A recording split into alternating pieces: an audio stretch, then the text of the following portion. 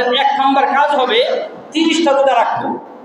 এক্ষেত্রে কোনো কম্প্রোমাইজ নেই, কোনো ধরনের ছাড় নাই। 30টা রোজা আমাকে রাখতেই হবে। এই রমজানে 1 মাস 30টা রোজা রাখা আল্লাহ তাআলা ফরজ করেছেন।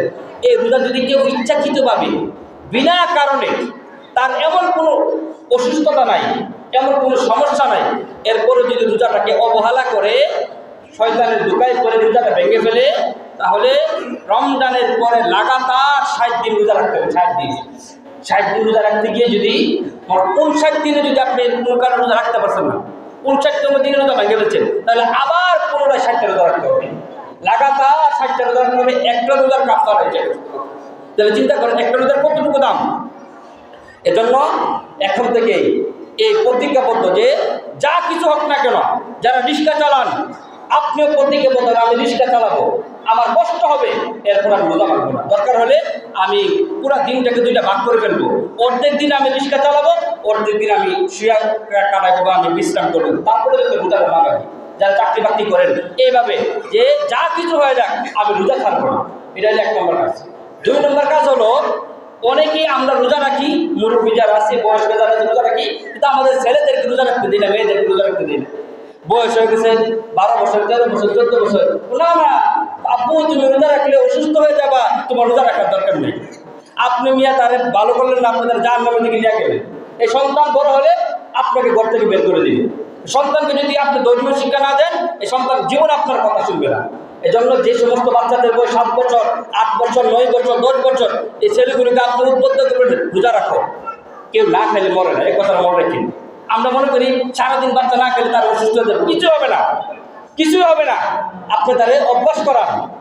যে বাচ্চাগুলো নাবালেগ, এখনো তাদের বিধান প্রয়োগ হয় নাই, তাদেরকে বললেন তুমি 2টা রোজা রাখো, 3টা রোজা রাখো। রোজা রাখার জন্য উদ্বুদ্ধ করেন, যাতে করে আগামী বছর সে আর বেশি রাখতে পারে। সে যখন বালেগ হয়ে যাবে, আল্লাহর বিধান যখন তার আরোপ হয়ে যাবে, তখন যাতে সে পরিপূর্ণ রোজাগুলো রাখে। আমরা যখন ছোটবেলা একবারে নাবালেগ বাচ্চা যখন মাদ্রাসায় করি, আমরা কিছুই বুঝি না, তারপর আমরা রোজা রাখছি, রোজা মানছি না, পলায় রোজা রাখছি।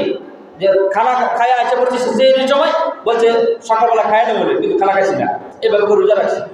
তাহলে এই প্রস্তুতি নিলে আপনার সন্তানকে যদি আদর্শবান সন্তান বানাতে চান, তাহলে এই ধর্মীয় কাজগুলোতে তাদের উৎসাহিত করুন, রোজার ফজিলত বর্ণনা করুন।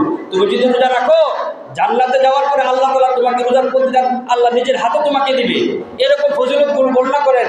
বাচ্চাকে বুঝান তুমি রোজা রাখলে অনেক আল্লাহ তাআলা তোমাকে সওয়াব দিব, এই দিবে সেই দিবে, জান্নাত দিবে। তাহলে সে নিজে নিজে উদ্বুদ্ধ হবে, আপনাকে বলতে হবে না।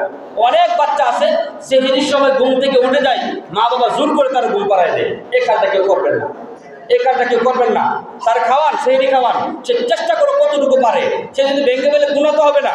নাবালেগ বাচ্চারা আবার কি গুণা, সে চেষ্টা করো কতক্ষণ পর্যন্ত রাখতে পারে, না পারলে সে না রাখলো, কিন্তু এখন থেকে তাকে এইভাবে প্র্যাকটিস করা। রাসূল সাল্লাল্লাহু আলাইহি ওয়াসাল্লাম নামাজের ব্যাপারে বলছেন, মুরু সিবিয়ানাকুম বিস-সালাতি ওয়া হুম আবনাউ 7 সিনিন ওয়াদরিবুহুম আলাইহা ওয়া হুম আবনাউ 10 সিনিন। আল্লাহ রাসূল বলেন, তোমাদের সন্তানের বয়স যখন 7 বছর হয়ে যাবে, তখন তাদেরকে নামাজের আদেশ করো। 7 বছর বয়সে একটা বাচ্চা নাবালেগ থাকে, তার উপর নামাজ ফরজ না, এরপরও আল্লাহ রাসূল কেন বলছেন তাকে নামাজের আদেশ করো? কারণ এখন থেকে সে প্রস্তুতি নিবে, শিখবে নামাজ। আপনার সাথে যদি আপনার বাচ্চারা আসে, এখন অনেক বাচ্চারা এখানে আসছে, কিন্তু 5 ওয়াক্ত নামাজ তো আসে না। আবার আমরা অনেক মুরব্বীরা আছি, বাচ্চারা যে একটু দুষ্টামি করে চিল্লাচিল্লি শুরু করে দেয়, এই কাজটা করা উচিত না। বাচ্চা তো চিল্লাচিল্লি করবো, আমি মুরব্বীকে আর চিল্লাচিল্লি করবো? আমার কাছে তো নামাজ পড়া, আমি তো বুঝি উল্টা, বাচ্চা তো আর বুঝে না। সে যদি বুঝতো তাহলে জোরে কথা বলতো না। অনেক বাচ্চা নামাজের ভিতরে জোরে জোরে কথা বলে, আমার অনেক বিরক্তি লাগে। এরপর আমি কোনোদিন কোনো বাচ্চাকে ধমক দিই না, কাছে বুঝাই, দেখো তুমি আস্তে কথা বলি। কেন? এখন যদি তাকে আমি একটা ধমক দিয়ে দিই, সে আগামীকাল থেকে আর মসজিদে আসবে না। তা আমার কারণে সে আর মসজিদে আসে তা বন্ধ করে দিল। সে যখন বড় হবে তখন নামাজ পড়তে তার মন চাবে না। এই জন্য রাসূল সাল্লাল্লাহু আলাইহি ওয়াসাল্লাম যদি নামাজ একটা ফরজ বিধান, 7 বছর বয়সে যদি এই কাজটা করার জন্য বলে, তাহলে সিয়ামত একটা ফরজ বিধান, এটাও আপনাকে বালেগ হওয়ার আগে আগে প্রস্তুতি নিতে হবে। এই কাজটা আমরা খেয়াল রাখবো ইনশাআল্লাহ। আমাদের রমজানের 2 নম্বর কাজ হলো তারাবির নামাজ। আমাদের এখানে ফরজ দ্বারা হবে ইনশাআল্লাহ। এই 20 টাকার তারাবির নামাজ আমরা আদায় করব। অনেকে আছেন কয়েক রাকাত পরে চলে যান। আপনি যদি 20 টাকা ফুল না পড়েন, তাহলে আপনি পুরা কোরআন যে খতম। এজন্য সারা জীবন কত সময় কত জায়গাতে কাটাচ্ছেন। গতকালকে বাংলাদেশের কত মানুষ 1টা 2টা পর্যন্ত ঘুমাইছে না রেজাল্টের অপেক্ষায়।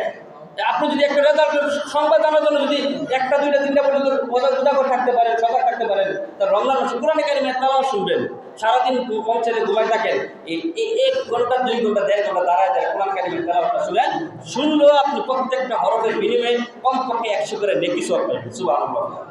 এই জন্য এখান থেকে প্রস্তুতি নেওয়া যে আমি কত সময় কত কাজে সময় ব্যয় করি। এই এশারের নামাজের পরে 1 ঘন্টা সময়, 1 ঘন্টা থেকে বেশি সময় লাগে না, আমরা হিসাব করে দিচ্ছি 1 ঘন্টা সময় লাগে। এই 1 ঘন্টা সময় দাঁড়ায় নামাজ আদায় করবো। অনেকে আমার আছে রুকু দেওয়ার আগ পর্যন্ত বসে থাকে, যখন ইমাম সাহেব আল্লাহু আকবার বলে তখন দৌড়ায় গিয়ে আল্লাহ আকবার। এই কাজটাকে করবো। দাঁড়ায় নামাজের ভিতরে আপনি কোরআন কারিমের তেলাওয়াতটা শুনতে হবে, তাহলে এর ফজিলত আপনি পাবেন। এই জন্য এই 2টা কাজ করবো। 3 নম্বর হলো এই রমজান মাসটাকে ইবাদতের জন্য আপনি নির্ধারণ করে নেবেন। যে কথাটা প্রথমে বলছি, সকাল থেকে নিয়ে জোহর পর্যন্ত এই সময় আপনি কি কি করবেন, কি ইবাদত বন্দেগী করবেন।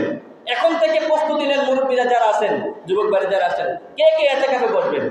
যারা যারা এতেকাফে বসবেন এখন থেকে নিয়োগ করে নেন যে শেষের 10 দিন আমার দুনিয়া বিশেষ কাজ আছে, এগুলো এখনই করে নিব। এইভাবে প্রস্তুতি নেব। যদি এইভাবে পুরা রমজান মাসটা যদি আমি প্রস্তুতি নিতে পারি, তাহলে এই রমজানের যে ফজিলত এটা আমরা অর্জন করতে পারবো। আল্লাহ রাব্বুল আলামিন আমাদের সকলকে যে কথাগুলো বললাম আমি সহ আমাদের সকলকে আমল করার তৌফিক দান করুক। আমিন। ওয়া আখিরু দাওয়ানা আলহামদুলিল্লাহি।